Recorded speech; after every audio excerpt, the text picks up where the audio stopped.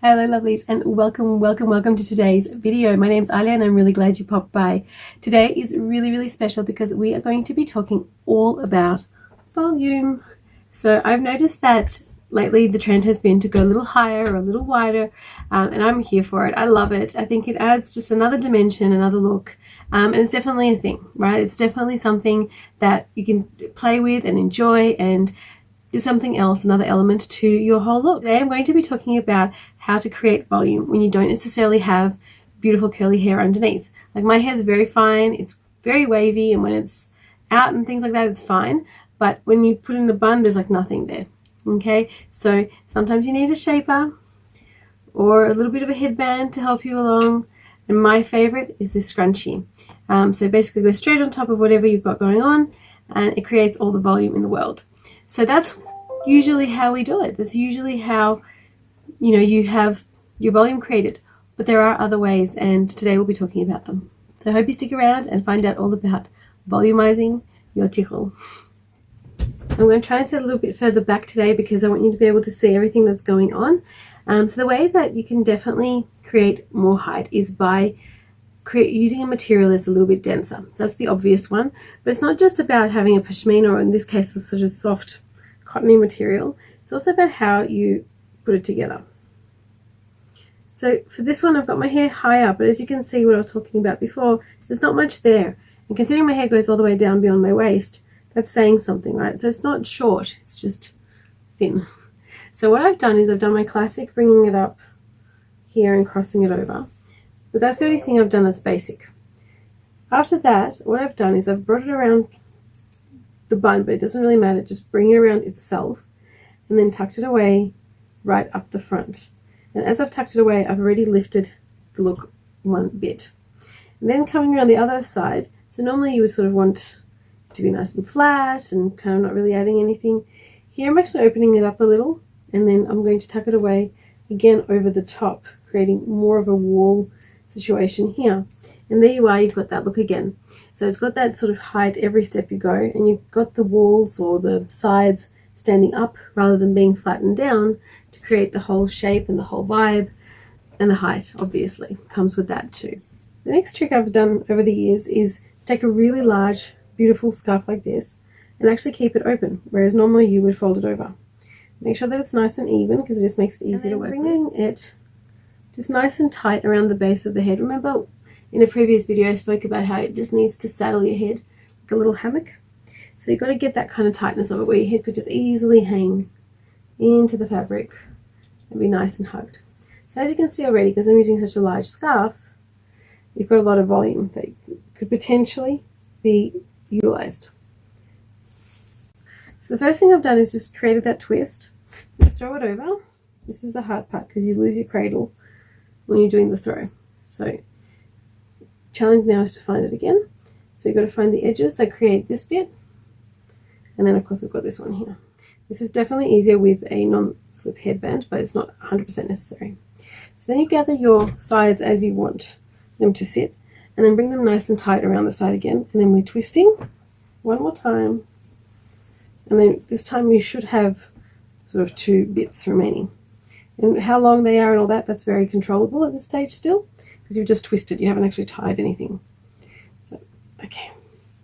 Getting back to that hammock kind of tightness, let's get off my ears, and arranging it so you like how it's sitting on the sides.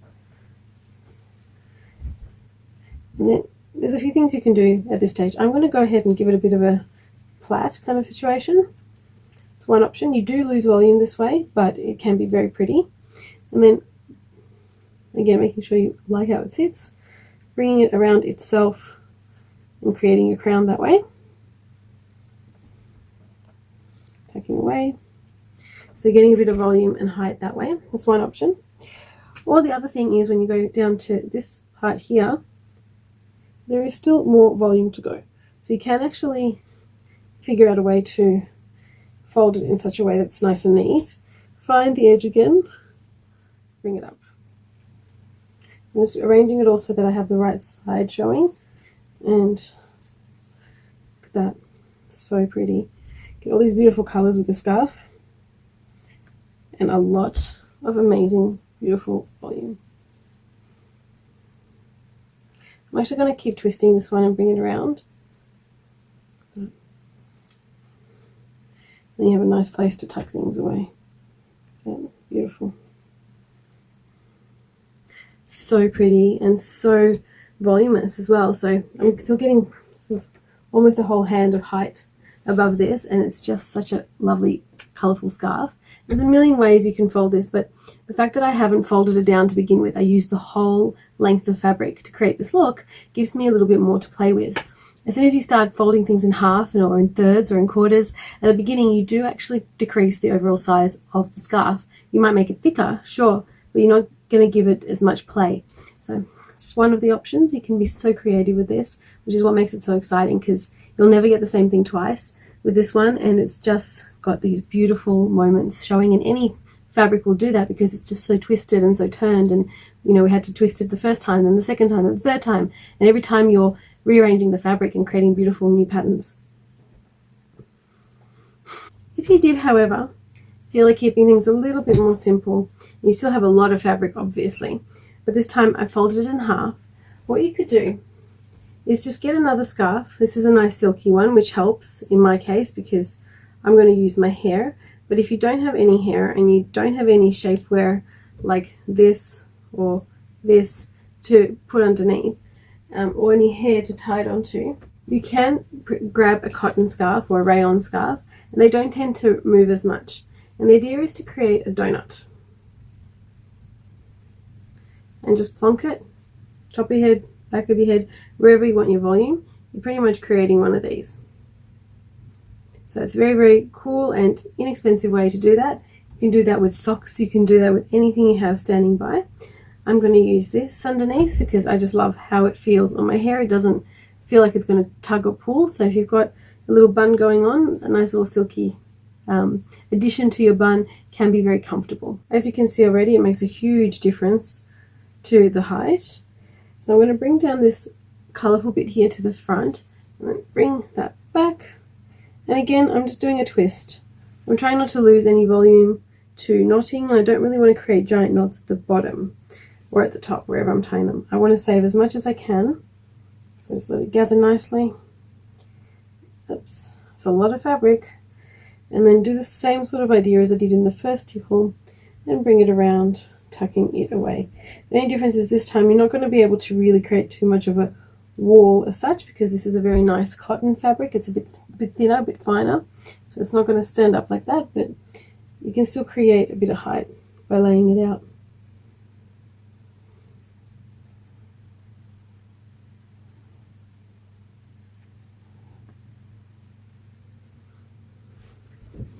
How pretty is that?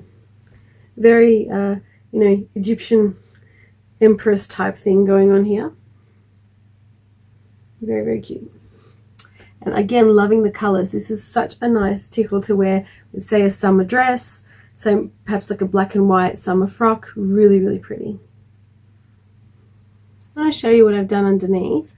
I've got hair sticking out back there, but I've just basically just wrapped and wrapped and wrapped that scarf around my bun, and that's all I've done. And I could have just as easily have just plonked it on there with no hair in between and perhaps pinned it into place or just left it sitting there, and it would work just fine. I just mentioned a summer frock, so the last one I want to show you guys is this triangle silk. It's 100% silk. I don't know if you can see it there. Scarf. It's very thin, very light, really perfect for warm weather. And again, I've left that pink donut situation happening in my hair. I probably wouldn't use a pink one for this particular fabric because it is a little bit translucent. So I would recommend a more neutral color or something that matches your hair or what you want your hair to pretend to be. So if you're trying to be blonde, use a lighter fabric, darker for darker, and just creating this beautiful poof at the top. Now with this, I love the look of creating like a fringe. So I actually pinch the two bits at the top and then just tuck them back into the tie. Because this is silk, you may need to pin things and or use a non-slip headband. And I've just got these two bits hanging at the back untied, so I'm just going to tuck them away.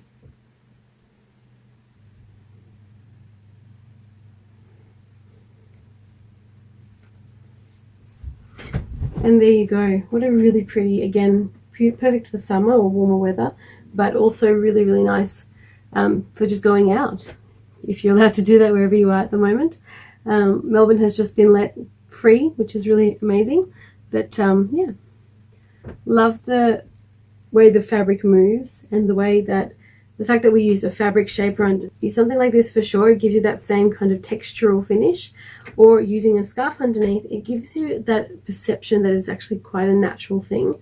Whereas if you use something that's sort of predetermined in its shape, I find it's quite sort of, you can't control it as nicely about where it sits. It still works really well. I've seen a lot of beautiful shaper looks, but I just love how flowy this is and how intentional the shape of the head ends up at the end. Okay, moving back closer, where my head's actually cut off today because my camera stand is slipping. So I have to figure out where to tighten it to get it back up to where it usually sits. But I would love to thank you guys for coming along for this video. I hope you enjoyed it.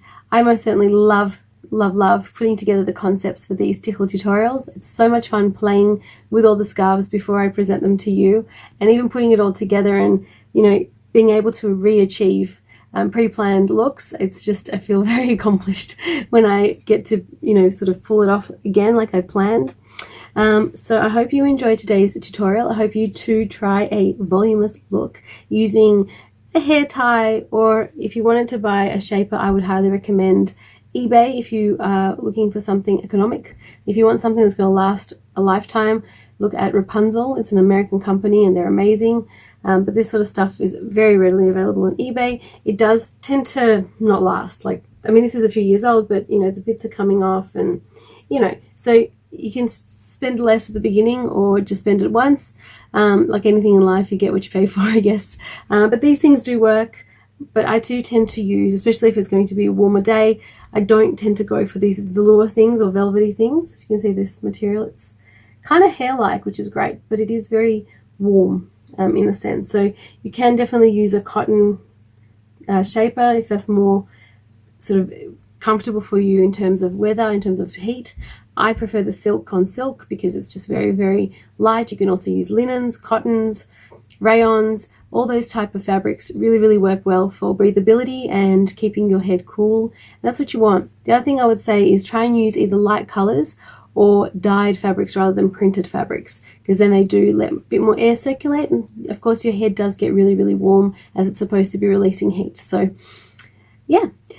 All right, if you did like everything that we spoke about today, please do hit the like button. That'd be great. If you haven't yet subscribed, come on guys, just hit the subscribe button. It's super easy. It's meant to be grey. If it's greyed out, it means you're a part of this creative channel, and it's so, so great that you're here.